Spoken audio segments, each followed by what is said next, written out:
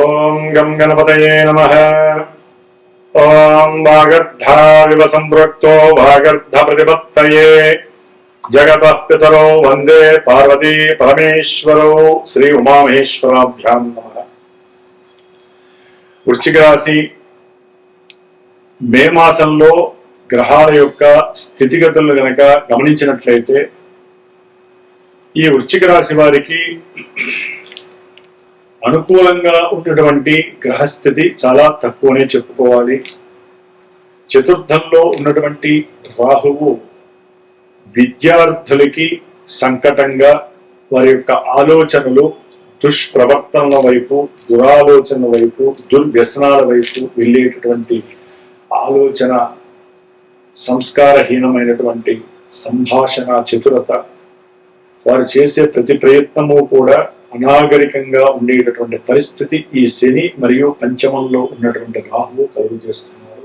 వీరిద్దరితో పాటుగా ఈ వృశ్చిక రాశ్యాధిపతి అయినటువంటి కుజుడు కూడా మే 10వ తారీఖు వరకు, మరి ముఖ్యంగా వృశ్చిక రాశ్యాధిపతి అయినటువంటి కుజుడు కూడా శనితో మే 10వ తారీఖు వరకు అక్కడే ఉండటం మరి ఎంతో ఇబ్బందికరమైనటువంటి పరిస్థితి. ఇందాక చెప్పినట్టుగా ఎన్నో రకాలైనటువంటి పనికిమాలను పనులు చేసేటటువంటి వ్యక్తిత్వము విద్యార్థుల యందు ఎక్కువగా కనిపిస్తూ ఉంటుంది. కోపము, ఆవేశము, నిదానత్వము, ఏ పనైనా సరే ఫాస్ట్ గా చేయాలనుకుంటారు. కానీ ఇంట్లో తల్లిగారు కావచ్చు, బంధువులు కావచ్చు, పెద్దవాళ్ళు కావచ్చు, ఎప్పుడైనా ఆయన కాస్త నిదానంగా ఉండరా అంటే వాళ్ళ మీద కూడా విరుచుకుపడతాం ఈ వృశ్చిక రాశి పిల్లలు. అంటే చదువు మీద కాన్సన్ట్రేషన్ తగ్గిపోతుంది, సరైనటువంటి ప్రణాళికల వైపు ముందుకు వెళ్ళలేరు. వీరికి ఉన్నటువంటి ఆలోచన కావచ్చు, లేకపోతే నాకు సౌఖ్యం సరిగ్గా లేదని, కంఫర్టబుల్ సరిగ్గా లేదని, వీరు చేసేటటువంటి నిర్ణయాలు ఆర్థిక పరమైనటువంటి నష్టాలని, కుటుంబాలకి దూరంగా చేయటం కలిగి, అట్లాగే ఫ్రెండ్స్ వలన వీరు భ్రష్టత్వం పట్టేటటువంటి పరిస్థితులు కూడా కనిపిస్తున్నాయి. ముఖ్యంగా వృశ్చిక రాశి వారికి మరి సంతానపరమైనటువంటి ఇబ్బందులు, సమస్యలు మే 10 వరకు కూడా ఈ పొజిషన్లు ఇస్తున్నారు. కాబట్టి సంతాన పాశుపత హోమాన్ని కానీ, లేకపోతే శని పూజలకు సంబంధించిన జపాన్ని, దానాలను కానీ చేయటం వలన, హనుమంతుడి యొక్క చాలీసా చదవడం వలన కాస్త శ్రేయస్కరం కలుగుతుంది. మే 10 తర్వాత రాస్యాధిపతి అయినటువంటి ఈ యొక్క కుజ భగవానుడు 6వ స్థానంలోకి రావడం ద్వారా వీరికి శత్రు రోగ రుణ నివృత్తి జరగటము, వీరు అనుకున్న కార్యం వైపు అంతర్గతంగా వీరికి ఉన్నటువంటి కొన్ని కోరికలు కానీ, లేకపోతే నేను ఈ పని చేయాలి, నేను ఈ వైపుకు దూసుకు వెళ్ళాలి, ఈ వైపుగా నేను ఎగ్జామ్స్ రాయాలి, ఈ యొక్క ఎగ్జామ్స్ ద్వారా నేను ఈ యొక్క గోల్ని కొట్టాలి అనుకున్న వాళ్ళందరికీ కూడా శుభ పరిణామము ఈ మే 10 తర్వాత కలుగుతోంది. కుజగ్రహ అనుగ్రహం పరిపూర్ణంగా కలుగుతుంది.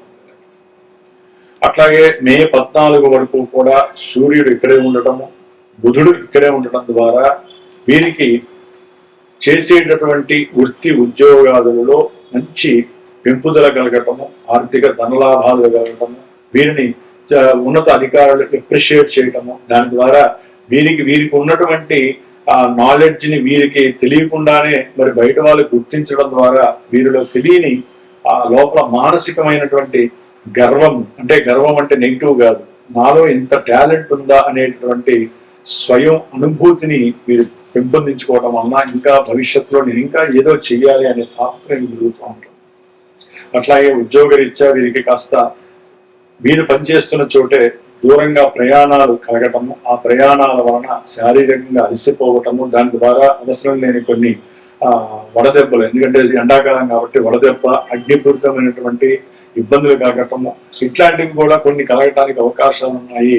అప్పుల పరంగా మాత్రం దయచేసి వెళ్ళొద్దు. ఒకవేళ భార్యాభర్తల్లో ఎవరైనా అప్పు చేసినా ఆ అప్పుకి చేసినటువంటి ఆ అప్పులు తీర్చే ప్రయత్నాన్ని మీరు ముమ్మరం చేసుకునే పరిస్థితి కూడా ఎదురవుతుంది.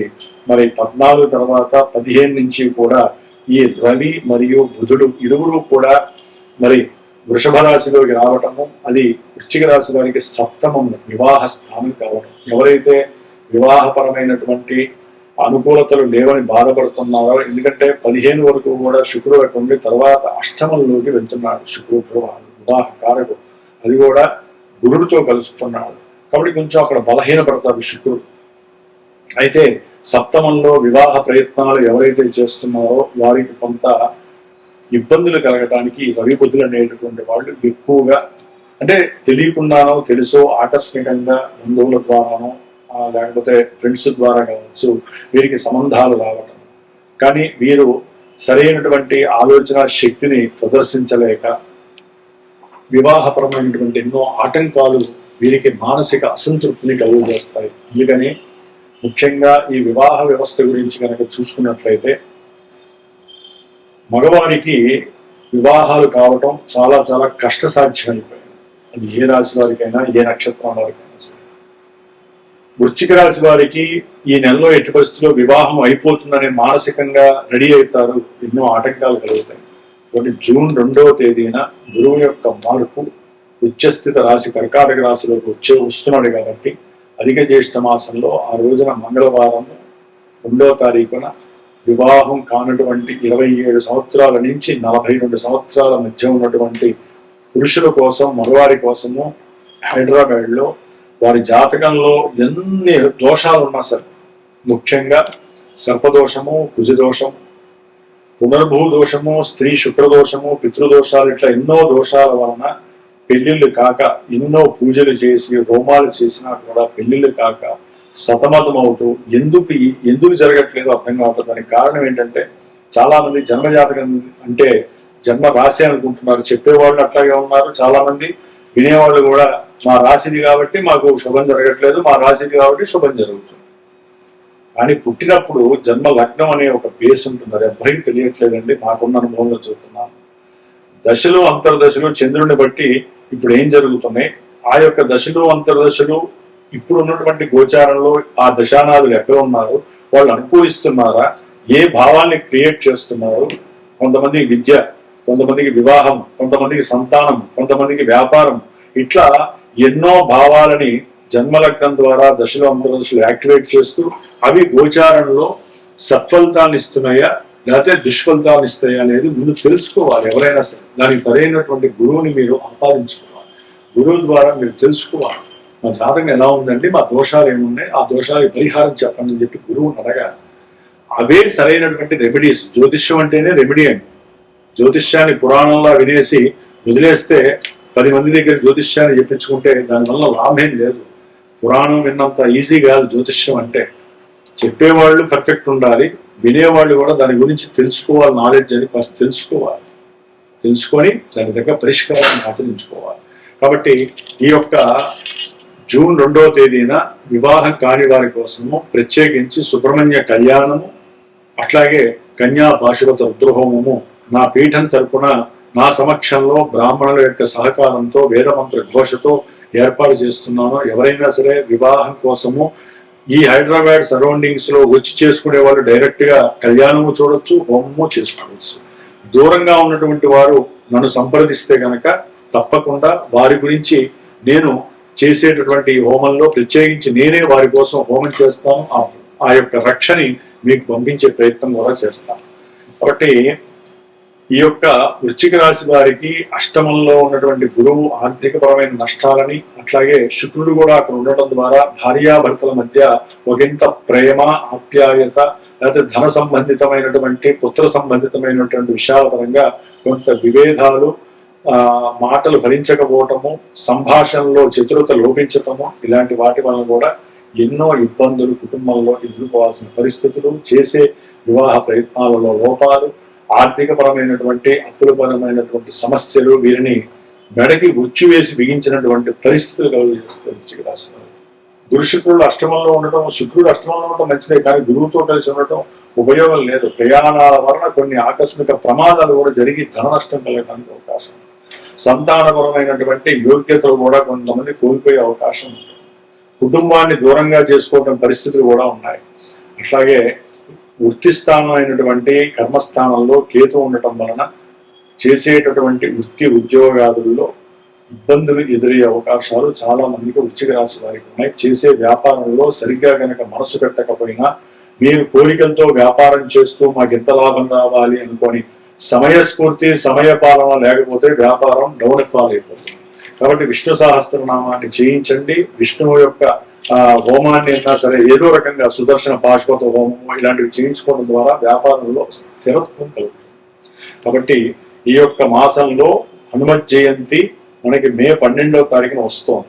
కాబట్టి తప్పకుండా వృశ్చిక రాశి వారు శని కుజుల యొక్క దుర్మార్గము, అట్లాగే రాహువు యొక్క దుర్మార్గపు చర్యల నుంచి బయటపడాలన్నా, ఆర్థికపరమైనటువంటి నష్టాలని కష్టాలని ఎదుర్కొనే శక్తిని ఇవ్వాలంటే ఆ యొక్క హనుమంతుల వారి యొక్క అనుగ్రహాన్ని తీసుకోండి. పీఠం తరపున ఆ రోజున విశేషంగా నేను ఆల్రెడీ 70 రోజులు బట్టి వీరందరికి కొంతమంది కోసం నేను చేస్తున్న ఈ పూజలో అంతర్భాగంగా ఈ యొక్క హోమాన్ని ఆచరిస్తున్నాను. ఆ హోమానికి ఎవరైనా పార్టిసిపేట్ చేసినా సరే తప్పకుండా వారి పేరున నేను చేసి ఆ యొక్క భస్మాన్ని కూడా వారికి నేను అందజేస్తాను.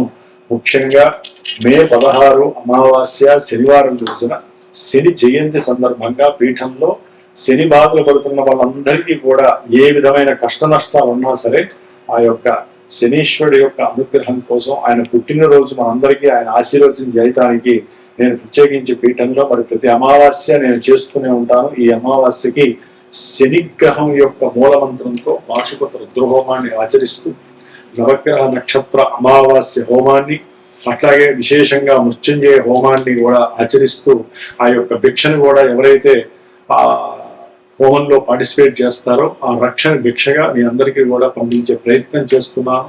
కాబట్టి వృశ్చిక రాశి వారికి ఈ మాసపు నెల రోజులు కూడా కొంచెం అస్తవ్యస్తమైన పరిస్థితులు ఉంటే ఒక్క కుజుడు వలన మీరు అనుకున్న కార్యాలు నెరవేర్చుకోవడానికి బలం బాగుంది.